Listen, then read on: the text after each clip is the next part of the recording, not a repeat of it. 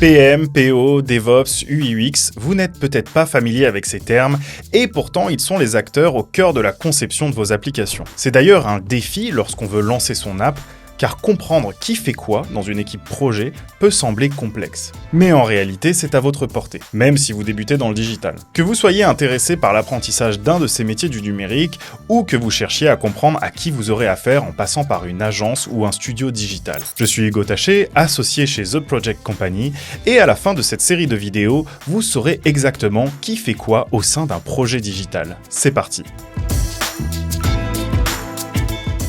Ah non, le design c'est pas moi, c'est l'UX designer. Pour la stratégie produit, il faut voir avec le product owner. Attendez, je vais demander au lead dev. D'après notre expérience chez The Project Company, la majorité des tensions client-agence viennent de cette confusion des rôles.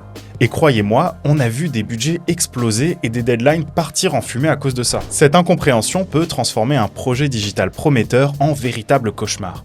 Un client qui s'adresse aux mauvais interlocuteurs, des demandes qui se perdent entre les équipes, des validations qui traînent parce qu'on ne sait pas qui décide, tout cela génère des retards, des surcoûts et surtout une frustration énorme de tous les côtés. Nous allons donc revenir en détail sur chaque famille de métiers au cours de cette série de vidéos. Aujourd'hui, on va commencer par poser et explorer ensemble 4 domaines des métiers du numérique. Tout d'abord, les métiers du domaine stratégique. Ils définissent le quoi et le pourquoi. Ensuite, ceux du créatif. Ils conçoivent l'expérience utilisateur et mettent en œuvre la direction artistique. Ceux du domaine technique, quant à eux, transforment la partie conception en code fonctionnel et assurent le déploiement et la maintenance. Et enfin, ceux du domaine support qui orchestrent, testent et optimisent le projet plus globalement. Cela peut sembler intimidant, mais ne vous inquiétez pas, nous allons entrer dans le détail de chaque métier dans les prochaines vidéos. Parce que la réalité, c'est que le développement d'applications aujourd'hui est devenu ultra spécialisé. Fini le temps où un développeur pouvait tout faire. Aujourd'hui, on a des rôles très précis et chacun a sa zone d'expertise. Cette spécialisation s'est accélérée avec la complexité croissante des technologies. Il y a 15 ans, créer un site web demandait quelques compétences de base en HTML et CSS. Aujourd'hui, une application moderne fait appel à des dizaines de technologies différentes. Des frameworks JavaScript complexes, des architectures cloud sophistiquées, des considérations de sécurité pointues. C'est tout simplement impossible pour une seule personne de maîtriser tout cela au niveau expert. Alors, bien entendu, tout va dépendre de la taille de l'agence, de la polyvalence des profils et de la taille du projet. C'est par exemple flagrant dans la partie technique. Aujourd'hui, on va trouver des profils dits full stack qui vont combiner la partie développement client et la partie serveur. Mais bref, je m'avance un peu trop et on va plutôt rentrer dans le détail. C'est parti. Commençons par un panorama général et intéressons-nous plus précisément aux domaines qu'on a cités plus haut. En effet, la première étape, quel que soit votre niveau de connaissance, consiste à comprendre l'organisation générale d'une équipe de développement. Cette organisation s'articule autour des 4 grandes familles qu'on a évoquées plus tôt. Les stratégiques, les créatifs, les techniques et les supports. Ces domaines se complètent et ne sont pas totalement imperméables les uns aux autres. Imaginez ces 4 domaines comme les piliers d'un pont. Chacun a sa fonction propre, mais si l'un d'eux faiblit, c'est toute la structure qui peut s'effondrer. Et comme un pont, la solidité de l'ensemble dépend autant de la qualité de chaque pilier que de leur capacité à travailler ensemble. La première famille, c'est donc les stratégiques. Ce sont eux qui font le lien entre votre vision business et la réalité du développement. Ils transforment vos idées en spécifications concrètes, ils priorisent les fonctionnalités, ils définissent la roadmap. Sans eux, vous risquez de développer des features que personne n'utilise, ou de partir dans tous les sens. On va y retrouver le Product Owner, ou PO, le Product Manager, ou PM, ou encore le Business Analyst. Ces profils stratégiques sont vos traducteurs. Ils prennent votre langage business, métier, comme je veux augmenter les ventes, il faut fidéliser les clients, et le traduisent en langage technique compréhensible par les équipes. C'est un exercice délicat qui demande à la fois une compréhension fine des enjeux business et une connaissance solide des possibilités techniques. La deuxième famille, c'est les créatifs. Eux, ils s'occupent de l'expérience utilisateur, d'un point de vue ergonomique mais aussi esthétique. Comment vos utilisateurs vont interagir avec votre app ? À quoi ça va ressembler? Comment rendre l'interface intuitive? Pour faire simple, c'est eux qui veillent à ce qu'une app soit agréable à utiliser et qu'on ne la désinstalle pas au bout de 5 minutes. On va donc y retrouver l'UX designer, souvent couplé avec l'UI designer, et parfois à plus haut niveau le product designer. Les créatifs sont vos garde-fous contre la complexité technique. Ils sont là pour rappeler que derrière chaque fonctionnalité, il y a un être humain qui doit pouvoir l'utiliser facilement. Ils transforment la logique informatique en expérience humaine, fluide et agréable. La troisième famille de métiers, c'est les techniques.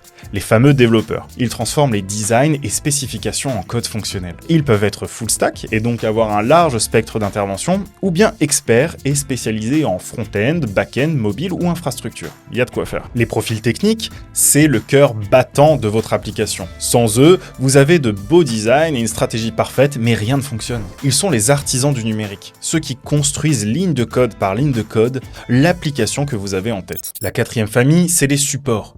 Ils orchestrent l'ensemble du projet et veillent au grain. Gestion de projet, test qualité, analyse des données, optimisation. En gros, ils s'assurent que la machine tourne rond. On va y retrouver le chef de projet, le Scrum Master si on est dans un contexte agile, le Growth Hacker, le Data Analyst, le QA et le Customer Success. Les supports, c'est l'huile dans les rouages. Ils ne créent pas directement le produit, mais ils s'assurent que tous les autres peuvent créer dans les meilleures conditions. Ils anticipent les problèmes, mesurent les performances et optimisent en continu. Là, on est vraiment sur du projet digital pur. Mais parfois, une agence va déployer des compétences supplémentaires. On parle alors plutôt de studio digital. Chez The Project Company, notre studio, on préfère ce terme car on propose aussi de la direction artistique, de la réalisation graphique, du conseil en marketing ou en financement et levée de fonds. On pense d'ailleurs que c'est important d'offrir cette vision 360. Et si vous voulez en apprendre plus sur nous, eh bien rendez-vous dans la description. Mais revenons à nos moutons. Tous ces métiers sont interconnectés. Rien n'est véritablement linéaire. Il y a des allers-retours constants. Le développeur peut remonter une contrainte technique qui va modifier le design, qui va questionner la stratégie initiale. Souvent, on parle de développement itératif, car on opère comme une boucle, avec des repasses successives. Cette interconnexion est d'ailleurs l'une des principales difficultés du management de projet digital. Contrairement à la construction d'un bâtiment, où les étapes s'enchaînent de manière relativement linéaire, fondation, puis mur, puis toit, le développement d'une application ressemble plutôt à la création d'une œuvre d'art collaborative, où chaque trait peut influencer l'ensemble de la composition. D'ailleurs, au-delà des métiers eux-mêmes, il y a tout un jargon et un vocabulaire qu'il est essentiel de comprendre pour réussir un projet. MVP, go-to-market, mise en prod, tous ces termes feront l'objet de prochaines vidéos axées autour des définitions. Alors pensez à vous abonner pour ne pas rater ça, et bien sûr à liker cette vidéo si elle vous plaît. La connaissance organisationnelle d'une équipe projet vous aide à mieux appréhender les enjeux et à anticiper les interactions, comme l'importance de valider le design avant de commencer le développement. Intéressez-vous aux interactions entre ces familles, car c'est là que se jouent souvent les réussites ou les échecs de projet. Un projet digital se déploie à travers des étapes, et on vous expliquera dans le futur justement toute cette roadmap, tous ces jalons qui vont de l'idée au succès. Maintenant, il faut bien comprendre que cette organisation varie énormément selon le contexte. Dans une startup de 5 personnes, votre CTO fait probablement du Product Owner le matin, du développement l'après-midi et du DevOps le soir. C'est normal, c'est même nécessaire quand les ressources sont limitées. Cette polyvalence forcée a ses avantages.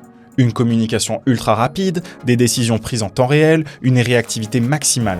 Mais elle a aussi ses inconvénients. Un risque de burn-out, une expertise moins pointue sur chaque domaine, et parfois des compromis techniques qui peuvent coûter cher plus tard. Et dans une grande entreprise, vous avez parfois des équipes de 10 UX designers qui ne font que ça avec des sous-spécialités, UX Research, UX Writing, Service Design. Cette spécialisation poussée permet une expertise de pointe et des productions de très haute qualité. Mais elle peut aussi générer des silos, ralentir la communication et parfois faire perdre de vue l'objectif global du projet. Et c'est ce qui est fascinant, c'est que ces métiers évoluent super vite. Il y a 5 ans, le rôle du Product Owner était méconnu. Aujourd'hui, c'est indispensable sur tout projet d'envergure. On voit d'ailleurs apparaître de nouveaux rôles. AI Prompt Engineer, No-Code Developer, Web3 Specialist, le numérique ça bouge en permanence. Cette évolution constante est à la fois excitante et déstabilisante. Elle offre de formidables opportunités de carrière pour ceux qui savent s'adapter, mais elle demande aussi un apprentissage permanent.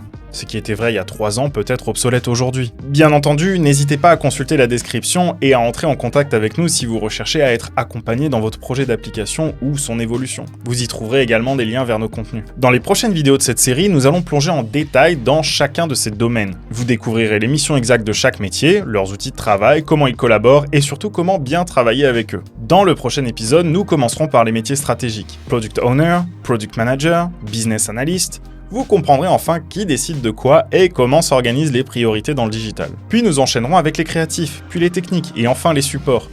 À la fin de cette série, vous aurez toutes les clés pour naviguer sereinement dans l'écosystème du développement d'applications. Alors si cette première approche vous a intéressé, n'hésitez pas à vous abonner pour ne rien rater de la suite et à liker cette vidéo pour nous encourager. Dites-nous aussi en commentaire quel domaine vous intrigue le plus. The Project Company vous dit à bientôt pour la suite. Bye!